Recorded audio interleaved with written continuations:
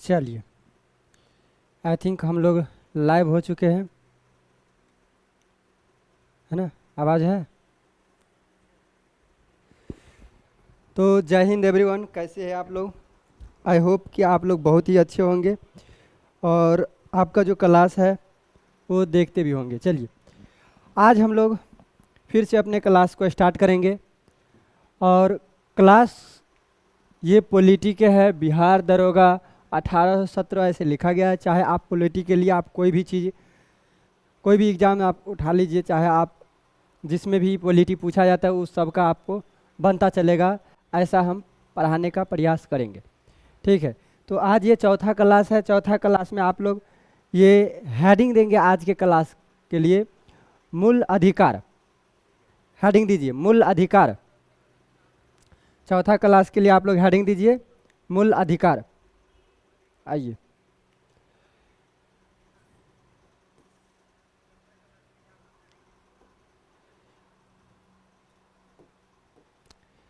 ये है आपका मूल अधिकार। देखेंगे मूल अधिकार के लिए, ये मूल अधिकार एक हेडिंग दीजिए आप लोग किसी भी पेज पर, आप चाहे तो आप लिखते भी जाइए। तो मूल अधिकार, ये मूल अधिकार कहाँ से लिया गया है? तो ये मूल अधिकार अमेरिका के संविधान से लिया गया है। कहाँ से लिया गया है? अमेरिका के संविधान से ये मूल अधिकार लिया गया है। कहाँ से लिया गया है?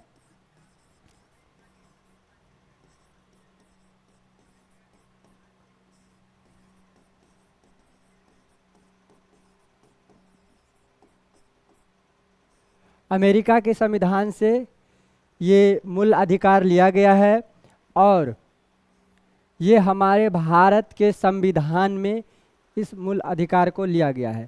लेकिन अमेरिका के साथ ये हम लिए हुए हैं, लेकिन हमारे भारत में, हमारे यहाँ मूल अधिकार का इतना ज़्यादा विस्तृत है कि पूरे विश्व के किसी भी ऐसे संविधान में ये मूल अधिकार का इतना बड़ा विस्तृत नहीं है जितना बड़ा विस्तृत करके हमारे संविधान में दिया गया है मूल अधिकार। यहाँ तक कि अमेरिका के संविधान से हम लोग लिए हैं, लेकिन अमेरिका में भी उतने ज़्यादा विस्तृत में मूल अधिकार को नहीं बांटा गया है, इतना ज़्यादा विस्तृत नहीं किया गया है उतना ज़्यादा हमारे यहाँ मूल अधिकार का विस्तृत किया गया है। ठीक है, तो अब थोड़ा सा इसमें देखिए कि मूल अधिकार, सबसे पहले मूल अधिकार लिया कहाँ गया से है, कहाँ से लिया गया है? तो ये लिया गया है अमेरिका के संविधान से।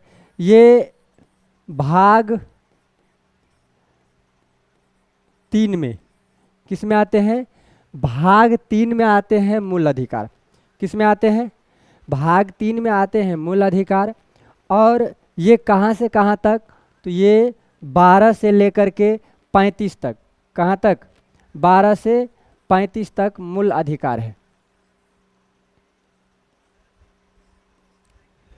ये 12 से लेकर के 35 तक मूल अधिकार है। ये अमेरिका के संविधान से लिया गया है और ये भाग 3 में है।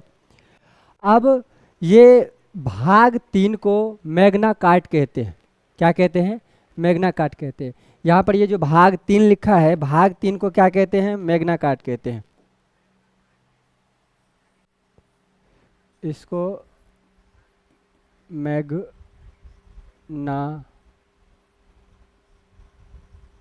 कार्टा कहते हैं। भाग 3 का नाम दिया गया है मैग्ना कार्टा। ठीक है, भाग 3 का नाम क्या दिया गया है? मैग्ना कार्टा नाम दिया गया है। ठीक ना? देखेंगे ये मैग्ना कार्टा किसका, तो अभी हम लोग संविधान पढ़ रहे किसका, तो संविधान में अभी मूल अधिकार पढ़ रहे हैं। तो मूल अधिकार कहाँ के लिए? भारत के लिए। तो भारत के लिए, यानी भारत का मैग्ना कार्टा कहा जाता है किनको? तो मूल अधिकार को कहा जाता है, जो कि 12 से लेकर के 35 तक मूल अधिकार है। अब हम लोग इसमें एक अलग अलग से थोड़ा सा 3, 4, 5 भाग में देखे हैं, तो जिसमें कि पहला इसमें लिखे कि समानता का अधिकार। तो ये समानता का अधिकार, अब ये नहीं कहिए कि 12 और 11 कहाँ है, इनको भी पढ़ाएंगे, आप टेंशन ना ले। ये समानता का अधिकार, तो ये समानता का अधिकार ये अनुच्छेद 14 से लेकर के 18 तक है। कितना तक? 14 से लेकर के 18 तक ये समानता का अधिकार है। अब यहाँ पर आप इसको थोड़ा सा हम कम कर देते हैं ना, लिखते टाइम इसको ज़्यादा करें, या इसको ऐसे ही करेंगे, इससे ये ले लेते हैं और रेड कलर ले लेते हैं। देखिए समानता का अधिकार है यहाँ पर, तो ये समानता का अधिकार अनुच्छेद कितना से कितना तक? तो अनुच्छेद 14 से लेकर के कहाँ तक? तो अनुच्छेद 14 से, बताइए, अनुच्छेद 14 से 18 तक। ये स्वतंत्रता का अधिकार अगर देखें तो स्वतंत्रता का अधिकार कहाँ से कहाँ तक है? तो ये अनुच्छेद 19 से 22 तक। कितना? 19 से 22 तक है। अब ये अगर हम शोषण के विरुद्ध अधिकार है, कहाँ से कहाँ तक ये अनुच्छेद है? ये अनुच्छेद है 23 से 24 तक, ये शोषण के विरुद्ध है। लेकिन धार्मिक स्वतंत्रता का अधिकार, तो धार्मिक स्वतंत्रता का अधिकार है आपके पास में, धार्मिक का स्वतंत्रता का अधिकार है, ये कहाँ से कहाँ तक? तो 25 से 28 तक कि कोई भी आप धर्म से हो, आप जुलूस निकालना चाहते जुलूस निकाल सकते हैं, आप कीर्तन करना चाहते कीर्तन कर सकते हैं, आप कहीं पर अड़जाम कराना चाहते अड़जाम करा सकते हैं। इसका आपके लिए स्वतंत्रता है, इसका आपका क्या है? स्वतंत्रता है। तो आप इनका स्वतंत्रता देख सकते हैं। चलिए अब यहाँ पर अल्पसंख्यकों के अधिकार, तो अल्पसंख्यकों के अधिकार क्या? तो एक शैक्षिक होता है, तो शैक्षिक अधिकार, तो ये अल्पसंख्यकों के लिए है आरक्षण टाइप से। तो इसमें क्या है? तो 29 से लेकर के 30 तक। कहाँ से कहाँ तक? तो 29 से 30 तक। एक संवैधानिक उपचारों का अधिकार, तो संवैधानिक उपचारों का अधिकार कहाँ से? तो ये अनुच्छेद 32 में दिया गया है। अनुच्छेद 32 में किसका अधिकार दिया गया है? तो अनुच्छेद 32 में दिया गया है किसका अधिकार? तो ये संवैधानिक उपचारों का अधिकार दिया गया है। और ये समानता का अधिकार कहाँ से कहाँ तक? तो अनुच्छेद 14 से लेकर के 18 तक समानता का अधिकार है। उसके बाद स्वतंत्रता का अधिकार आपके पास है, तो ये 19 से लेकर के 22 तक ये स्वतंत्रता का अधिकार है आपके पास। और एक धार्मिक स्वतंत्रता का अधिकार कहाँ से कहाँ तक है? तो धार्मिक स्वतंत्रता का अधिकार है 25 से 28 तक। लेकिन अगर कहे शोषण के विरुद्ध अधिकार, अगर कोई आपका शोषण करते उसके लिए विरुद्ध अधिकार है आपके पास में, कोई शोषण आपको नहीं कर सकते उसके लिए अधिकार है, तो ये अधिकार कहाँ से कहाँ तक है? अनुच्छेद 23 से 24 तक, है ना। तो अल्पसंख्यकों के लिए अधिकार कहाँ से कहाँ तक है? अनुच्छेद 29 से लेकर के 30 तक। और एक संवैधानिक उपचारों के लिए अधिकार है, तो संवैधानिक उपचारों के लिए अधिकार है ये अनुच्छेद कितना में? तो ये अनुच्छेद 32 में। ठीक है, चलिए अब देखते हैं ये मूल अधिकार के बारे में। देखिए मूल अधिकार का एक महत्व देखेंगे कि मूल अधिकार का महत्व क्या है। तो मूल अधिकार को पहले अभी हम लोग मूल अधिकार पढ़े हैं, तो मूल अधिकार के बारे में थोड़ा सा समझने का प्रयास करते हैं। मूल अधिकार जो है, ये मूल अधिकार का अगर हम संशोधन करना चाहें तो मूल अधिकार में संशोधन जो है एक सीमा बांधा हुआ है इसका। एक इसमें अगर संशोधन कर, संशोधन का मतलब क्या है? संशोधन मतलब अगर उसमें कुछ जोड़ना होगा, कुछ हटाना होगा, कुछ उसमें छेड़खानी करना होगा, तो उनके लिए एक क्या है कि एक सीमा बांधा हुआ है मूल अधिकार में। क्या है? एक ये सीमा बांधा हुआ है ना। मूल अधिकार में क्या है? एक सीमा बांधा है। और इनका एक प्रकृति है, अगर आप इनको कर सकते तो एक निरपेक्ष और एक सापेक्ष, दो तरह के होते हैं। लेकिन मूल अधिकार यहाँ पर है। और एक होता है मूल कर्तव्य, जो 51 के अनुच्छेद 51 के कितना में आता है? अनुच्छेद 51 के क में है। कितना में? ये एक मूल्य कर्तव्य होता है। तो मूल्य कर्तव्य जो है वो कितना? अनुच्छेद 51 के क में है, 51 क में।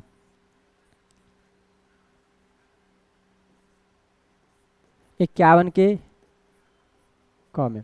और ये मूल्य कर्तव्य जो है वो नीति निर्देशक से संबंध है ना। एक मूल अधिकार है और एक क्या है? मूल कर्तव्य। जो कि अनुच्छेद 51 के क में है, और अनुच्छेद 51 के क में होने के बावजूद ये किससे संबंधित है? ये राज्य के नीति निर्देशक तत्व से संबंधित है। क्या संबंधित है? तो ये है मूल कर्तव्य। ठीक है, इतना आप समझ गए। तो मूल्य कर्तव्य, अगर एक आपको ध्यान में रखना है कि मूल्य कर्तव्य और एक मूल अधिकार, तो मूल अधिकार हम बता दिए कि मूल अधिकार का अगर अनुच्छेद पूछ दिया जाए तो मूल अधिकार का अनुच्छेद कहाँ से कहाँ तक? तो 12 से लेकर के और कितना तक? तो 12 से 35 तक। कितना तक? 12 से 35 तक। लेकिन अगर पूछा जाए कि बताइए मूल अधिकार कहाँ से लिया गया है, कौन से संविधान से लिया गया है, तो ये अमेरिका से लिया गया है। कहाँ से लिया गया है? ये अमेरिका से लिया गया, अमेरिका के संविधान से ये लिया गया है।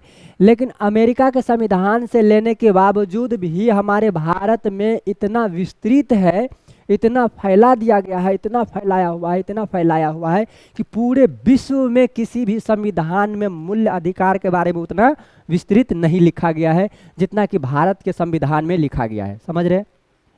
और मूल अधिकार जो है वो 12 से लेकर के 35 तक वो भाग 3 के अंतर्गत आते हैं। कितना के अंतर्गत?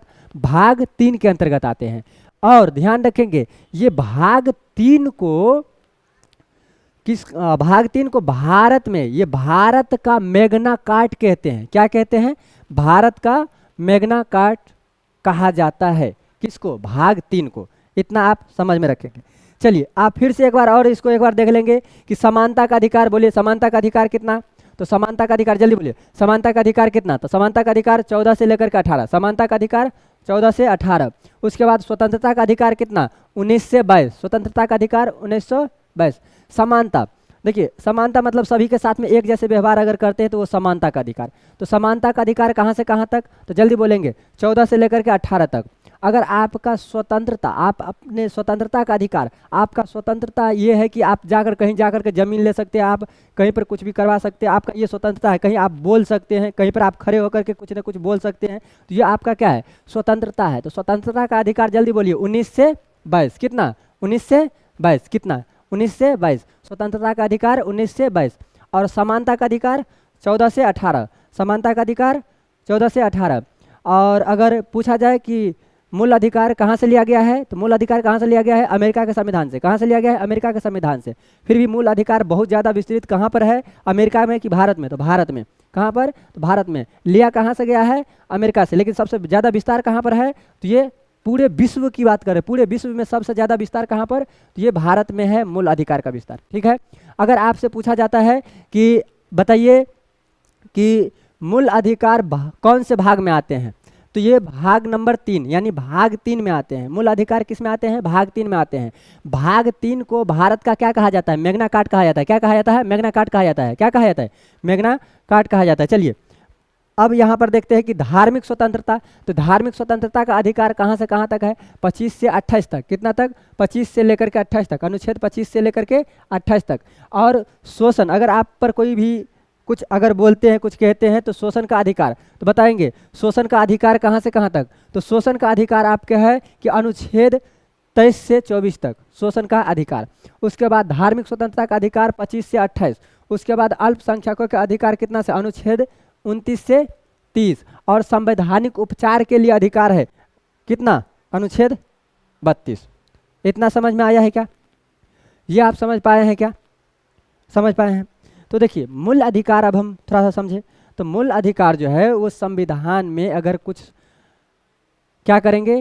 संशोधन, संशोधन मतलब कोई सुधार अगर करते हैं तो उनका कुछ सीमा है, एक सापेक्ष या एक निरपेक्ष। एक सापेक्ष और एक निरपेक्ष, इस तरह के एक सीमा बना गया। लेकिन एक है मूल कर्तव्य। एक क्या है? मूल्य कर्तव्य, जो कि नीति निर्देशक तत्व से संबंधित है। मूल अधिकार नहीं बल्कि मूल कर्तव्य। तो मूल कर्तव्य जो है अनुच्छेद 51 के क में है। कितना में? अनुच्छेद 51 के क में है। मूल कर्तव्य कितना में है? अनुच्छेद 51 के क में, जो कि किससे संबंधित है? वो संबंधित है निर्देशक तत्व से संबंधित है। किससे संबंधित है? निर्देशक तत्व से संबंधित है। समझ आ रहा है? ये किससे संबंधित है? ये निर्देशक तत्व से संबंधित है। चलिए नेक्स्ट देखते हैं। ये समानता का अधिकार। ये समानता का अधिकार कहाँ से कहाँ तक है?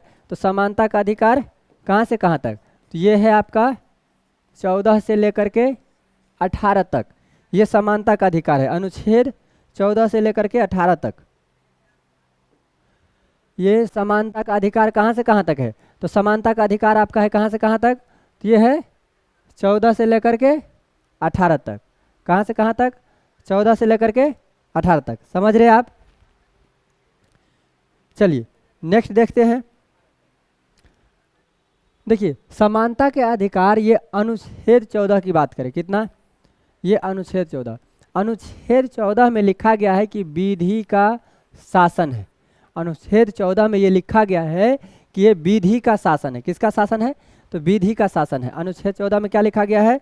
ये विधि का शासन है। ठीक है, अनुच्छेद 14 में क्या लिखा गया है? ये विधि का शासन है। समझ रहे हैं? चलिए नेक्स्ट देखते हैं। हो गया? ठीक है ना ये? ठीक है ना? चल देखिए ये समानता का अधिकार जो है वो कहाँ से कहाँ तक? तो ये अनुच्छेद 14 से लेकर के 18 तक है। अगर अनुच्छेद 14 की बात करें तो ये विधि का शासन है। यह विधि के शासन क्या मतलब? मतलब सब के लिए समान शासन होनी चाहिए। विधि अगर कोई शासन बनाते तो सब के लिए समान बनता है। सब के लिए समान शासन का मतलब क्या हुआ? कि चाहे आप कोई अंबानी हो, चाहे आप सलमान खान हो, चाहे आप कोई भी खान हो, उससे कोई माने मतलब नहीं। चाहे आप एक रिक्शा चालक हो, चाहे आप एक टीचर हो, चाहे आप एक खेत जोतने के लिए काम करते, तो चाहे आप किसान हो, कोई भी हो, सब के लिए एक विधि बनता है और एक ही सब पर शासन लागू होता है। कोई भी हो, किसी के लिए छोटा बड़ा ऊंच नीच नहीं होता है। किसके लिए? ये विधि का शासन होता है। किसका शासन होता है? इसमें विधि का शासन होता है। विधि का शासन कितना में दिया गया है? अनुच्छेद 14 में दिया गया है। कितना में दिया गया है? अनुच्छेद 14 में दिया गया है विधि का शासन। कितना में? अनुच्छेद 14 में दिया गया है विधि का शासन। देखिए ये सभी जो है, इसमें सभी विधि के समक्ष समान है। सभी लोग क्या है? विधि के समक्ष क्या है? समान है। समानता का अधिकार में यही है कि सभी लोग विधि के समक्ष क्या है? समान है। और समानता के अधिकार में विधि को ही सर्वोच्च माना गया है। किसको सर्वोच्च माना गया है? विधि को ही सर्वोच्च माना गया है।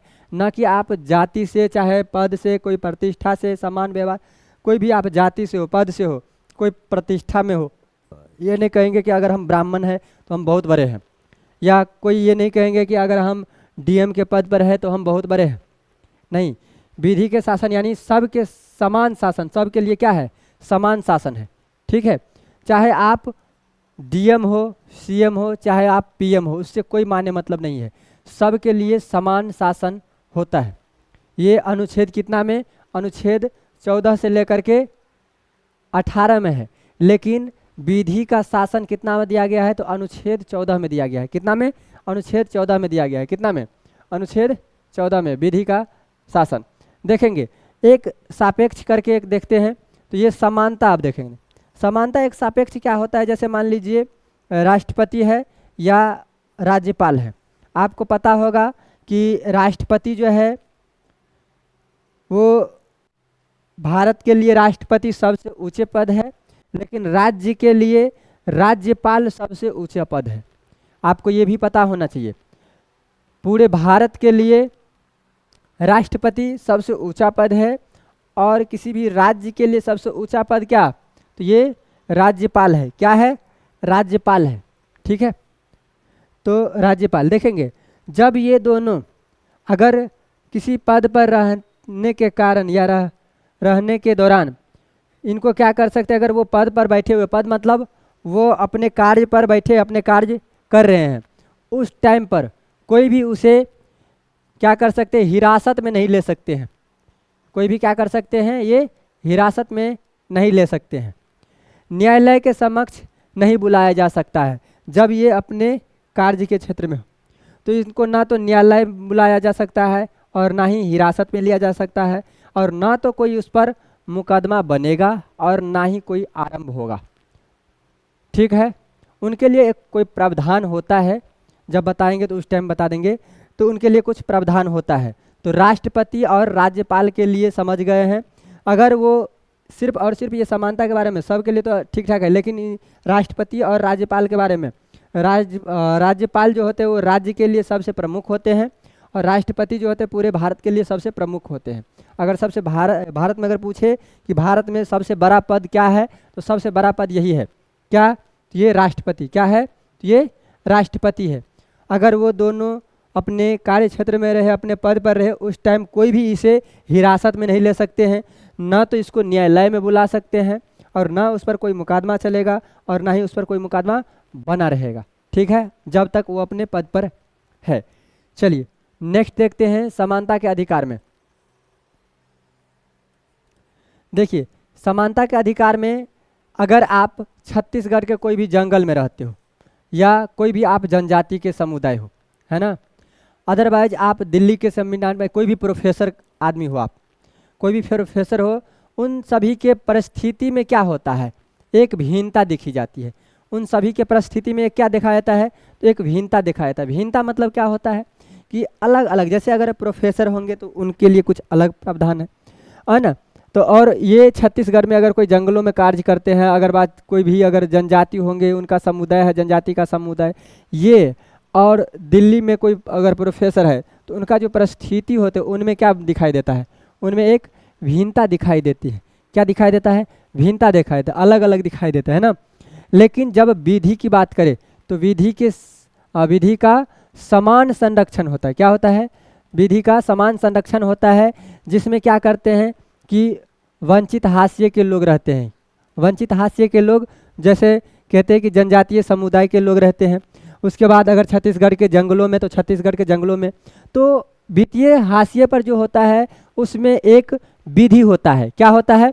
एक विधि होता है और एक नीति होता है। ध्यान से सुनेंगे, एक विधि होता है और एक नीति होता है। नीति में हम लोग बना सकते हैं कि कुछ आरक्षण का चीज़ बना सकते हैं।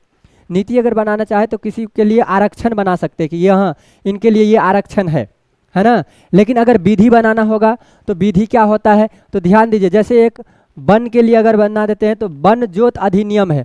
तो वन जोत अधिनियम कब है? ये वन जोत अधिनियम 2008 का है। कितना? वन जोत अधिनियम 2008। कितना? वन जोत अधिनियम 2008 है। ये कितना है? 2008 है। तो क्या इसके बारे में भी समझ गए हैं कि ये क्या है? देखिए, ये समानता के अधिकार, फिर से देख लीजिए, समानता के अधिकार कहाँ से कहाँ तक, तो ये है 14 से 18 तक। कितना है? 14 से लेकर के 18 तक, अनुच्छेद 14 से लेकर के 18 तक ये किसका? तो ये समानता के अधिकार है। किसका अधिकार है? तो ये समानता का अधिकार है। कहाँ से कहाँ तक? तो ये है कहाँ से कहाँ तक, तो ये समानता का अधिकार है 14 से लेकर के 18 तक। देखेंगे समानता का मतलब क्या होता है। समानता का मतलब होता है सभी के लिए समान व्यवहार किया जाए, इसको हम समानता कहते हैं। सभी के लिए समान व्यवहार किया जाए, उसी को हम लोग क्या कहते हैं? समानता कहते हैं। इसको क्या कहते हैं? समानता कहते हैं। एक आता है भेदभाव। तो भेदभाव में एक क्या होता है? असमान व्यवहार होता है। अगर भेदभाव देखेंगे तो क्या है? असमान व्यवहार। जैसे मान लीजिए कि अगर कोई नौकर है और कोई एक मालिक है, अब ये दोनों आदमी किसी एक आदमी से मिलने जाएंगे, तो उन दोनों आदमी में क्या है? कुछ ना कुछ अंतर है, असमान भेदभाव किया गया, असमान व्यवहार किया गया है। तो उनको हम लोग क्या कहते हैं? भेदभाव। इनको क्या कहते हैं? भेदभाव कहते हैं। इसको क्या कहते हैं? भेदभाव कहते हैं। और भेदभाव दो तरीका के होते हैं। एक तो होता है तार्किक, एक होता है अतार्किक। अतार्किक में जिसमें कि जाति के आधार पर पृथक किया जाता है, उसको अतार्किक कहेंगे। कि जाति के आधार पर इसको अलग किया जाए तो उसको हम लोग क्या कहेंगे? तो अतार्किक कहेंगे। क्या कहेंगे? अतार्किक। लेकिन एक तार्किक ये होता है, जैसे IAS हो गया, IPS हो गया, दरोगा हो गया, इन सब के लिए जो अगर भेदभाव किया जाता है तो वो एक क्या है? ये एक भेदभाव अगर क्या है तो ये एक तार्किक है। कि जैसे अगर मान लीजिए अगर दरोगा है तो दरोगा का अलग, फिर उसके बाद ऊपर में, तो ये एक संविधानिक का ही तो ढांचा के अंदर में आता है, शासन प्रणाली में तो आता है। तो इसीलिए ये एक तार्किक भेदभाव है। लेकिन जब जाति के आधार पर किसी के साथ में भेदभाव किया जाता है तो वो अतार्किक कहलाता है। वो क्या कहलाता है? अतार्किक भेदभाव कहलाता है। ध्यान देंगे कि अगर भेदभाव जो होता है ये संसदीय विधि में नीति के द्वारा इसको सही किया जा सकता है। भेदभाव में संसदीय विधि में नीति के द्वारा इसको क्या किया जा सकता है, इसको सही किया जा सकता है। और भेदभाव ये उचित है या मनमानी है, तो भेदभाव उचित है या मनमानी है, इसको न्यायालय बताए हुए हैं कि भेदभाव जो है ये उचित है, लेकिन अगर हम आर्थिक आधार पर अगर भेदभाव करेंगे कि किसका कितना आर्थिक आधार है, उस आधार पर, आर्थिक मतलब जो किस कैटेगरी से कितना कमाते हैं, क्या पैसा वैसा की बात है, तो उस आधार पर अगर किसी के साथ में हम भेदभाव करते हैं तो वो जो है उस पर अगर हम आरक्षण भी देते हैं, आर्थिक आधार पर अगर हम आरक्षण देते हैं तो वो भेदभाव एक तार्किक भेदभाव कहलाएगा। क्या कहलाएगा, ये एक तार्किक भेदभाव कहलाएगा। अगर हम आरक्षण के, तो ये न्यायालय कहते हैं कि आर्थिक आधार पर अगर हम आरक्षण देते हैं तो उसको क्या कहते हैं, तार्किक भेदभाव कहते हैं, उसको हम क्या कहते हैं, तार्किक भेदभाव कहते हैं। नेक्स्ट जो हम लोग पढ़ेंगे समानता के अधिकार, है ना, तो समानता के अधिकार में एक अलग से ये हम लोग पढ़ेंगे नेक्स्ट दिन, और उसके पहले से अभी ये यहाँ से एक बार और देख लेंगे, थोड़ा सा रिवाइज कर लेते हैं, उसके बाद फिर हम लोग छुट्टी करेंगे। देखिए सबसे पहले आज हम बताए हैं क्या, तो सबसे पहले अब रिवाइज का टाइम है एकदम पूरा स्पीड में। तो मूल अधिकार क्या स्टार्ट किए थे, मूल अधिकार, मूल अधिकार कहाँ से लिया गया है, अमेरिका के संविधान से लिया गया है। कहाँ से लिया गया है, अमेरिका के संविधान से लिया गया है। मूल अधिकार में अनुच्छेद कहाँ से कहाँ तक, तो ये 12 से लेकर के 35 तक मूल अधिकार है। कहाँ से कहाँ तक, 12 से लेकर के 35 तक मूल अधिकार है। कहाँ से कहाँ तक, 12 से लेकर के 35 तक मूल अधिकार है। अगर पूछा जाए कि कितने भाग में तो मूल अधिकार है, तो भाग नंबर 3 में कितने हैं, तो भाग 3 में मूल अधिकार है। और भाग 3 को भारत में क्या कहा जाता है, तो भारत का मैग्ना कार्टा कहा जाता है। भाग 3 को क्या कहा जाता है, तो भारत का मैग्ना कार्टा कहा जाता है। अगर पूछा जाए कि समानता का अधिकार कितना से कितना तक, तो समानता का अधिकार 14 से लेकर के 18 तक, कितना तक, 14 से लेकर के 18 तक। समानता का अधिकार कहाँ से कहाँ तक, 14 से लेकर के 18 तक। अगर आपसे पूछा जाए कि स्वतंत्रता का अधिकार कहाँ से कहाँ तक, तो स्वतंत्रता का अधिकार जो है वो अनुच्छेद 19 से लेकर के कितना तक, अनुच्छेद 19 से 22 से तक, यानी कहाँ से कहाँ तक, 19 से 22 तक, कहाँ तक, 19 से 22 तक, ये स्वतंत्रता का अधिकार। लेकिन अगर आप पर कोई क्या करते हैं, शोषण करते हैं, तो शोषण के विरुद्ध भी आपका क्या है, अधिकार है। तो शोषण के विरुद्ध अगर अधिकार है तो वो कहाँ से कहाँ तक, तो ये 23 से लेकर के 24 तक, 23 से लेकर के कितना तक, 24 तक। एक धार्मिक अधिकार है आपके पास में, क्या है, धार्मिक अधिकार। देखिए धार्मिक अधिकार क्या है कि जैसे आप कहीं पर कीर्तन करवा सकते हैं, कहीं पर हो सकता है तो आप डीजे बजवा लीजिए, कहीं पर आपका मन होगा डांस करवा दीजिए, कुछ भी आपका जो भी धार्मिक का कार्य है उसको आप करवा लीजिए, तो वो आपका अधिकार है ना। उसमें भी कुछ कुछ प्रावधान होता है लेकिन आप करवा सकते हैं। तो ये अधिकार कहाँ से कहाँ तक है, तो ये 25 से लेकर के 28 तक, कितना तक, 25 से 28 तक, कितना तक। और ये अल्पसंख्यकों के अधिकार वो कहाँ से कहाँ तक, तो 29 से लेकर के 30 तक। और लास्ट संवैधानिक उपचार के लिए अधिकार है। संवैधानिक उपचार के लिए अधिकार कहाँ से कहाँ तक है, तो अनुच्छेद 30, कितना, अनुच्छेद 30। अब नीचा में हम वही बताए हैं कि मूल अधिकार क्या होता है, उसको संविधान में क्या है नहीं है। फिर मूल अधिकार, एक बात और, ये मूल अधिकार और ये मूल कर्तव्य दोगो है यहाँ पर। देखिए मूल अधिकार और मूल कर्तव्य, तो मूल अधिकार तो अभी बता ही रहे, लेकिन मूल्य कर्तव्य अगर कहे तो मूल्य कर्तव्य ये नीति निर्देशक तत्व से संबंधित है, ये इसमें नहीं आएगा। मूल्य कर्तव्य अनुच्छेद 51 के क में है, कितना में है, अनुच्छेद 51 के क में, लेकिन ये नीति निर्देशक तत्व से संबंधित है, इससे तो नहीं है। तो इनका ये भी हम एक अलग से बता दिए थे। उसके बाद हम बताए हैं कि अनुच्छेद 14 में क्या लिखा गया है, तो विधि का शासन लिखा गया है। क्या लिखा गया है, विधि का शासन, मतलब विधि के समक्ष जो है सबके साथ एक जैसा व्यवहार किया जाए, चाहे आप कोई अंबानी हो, कोई भी सलमान खान हो, कोई भी ड्राइवर रिक्शा वाला हो, कुछ भी हो, कोई भी हो, सबके साथ में क्या एक जैसा व्यवहार किया जाएगा। वो कितना में लिखा गया है, अनुच्छेद नंबर 14 में। तो आपको ये सब जितना भी है वो सब टोटल चीज़ आपको बता दिया जाएगा, यहाँ से यहाँ तक पूरा चीज़ सॉल्व किए हैं। आई होप कि आप लोग को ये भी क्लास आज का बहुत अच्छा लगा होगा। तो फिर हम लोग मिलते हैं कल कितना बजे, तो रोज़ ये क्लास रहेगा लाइव, ये रहेगा 9:0 यानी 9 PM में, 9 PM में, ये 9 PM में रोज़ के रोज़ क्लास रहेंगे यूपीएससी शिव शंकर पर, यूपीएससी शिव शंकर।